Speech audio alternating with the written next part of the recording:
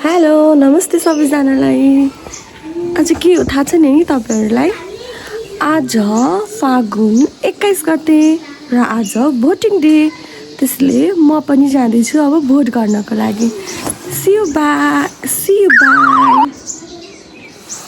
गेटको ढोका खोले जस्तै हाम्रो नेपालको राम्रो भविष्यको ढोका पनि खोलोस् भन्दै हामी भोट दिन जाँदैछौँ। चाल्न जान लागेको अब 84 हुने चुनाव अब 82 मा आयो।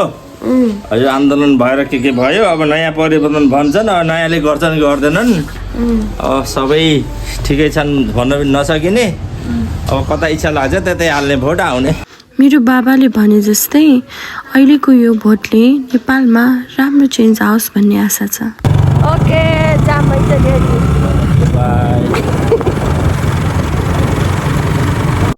बिहानै 7 बजेदेखि सुरु हुने भोटिङ, त्यही भएर भिड अलिक कम हुन्छ कि भनेर हामी चाहिँ छिटै निस्क्यौँ हाम्रो भोटिङ बुथतिर।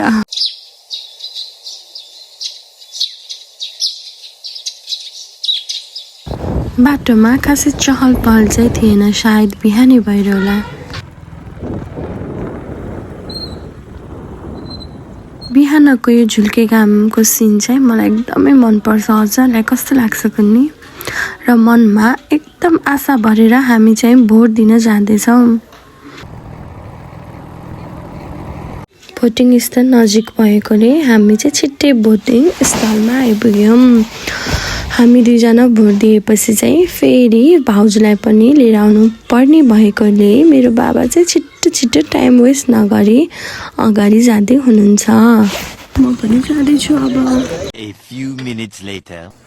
हेलो, ल हामी भोट दिएर आयौँ। अब फर्किँदा फेरि खिच्न पाएनौँ, के गर्यो फोन लान एलाउड छैन। अनि फोन अर्कैलाई पठाइदिएको। बाबा पनि भोट हाल्नु बुहारी लिएर जान लाग्यो भोट हाल्नलाई फेरि भाउजूलाई भोट हाल्न लिएर जाँदै हुनुहुन्छ। कसलाई भोट दिने, कसलाई भोट दिएर आए भनेर यहाँ चाहिँ कुरा गर्दै हाँस्दै थियौँ हामीहरू।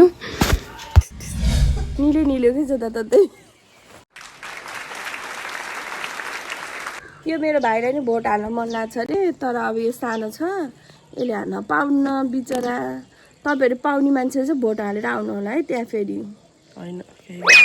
ओके ल बाई, फेरि भेटौँला। मेरो भ्लग हेर्दै गर्नु होला, मेरो च्यानल सब्सक्राइब लाइक फलो सबै गरिदिनु ल। Bye, have a good day. Vote for change.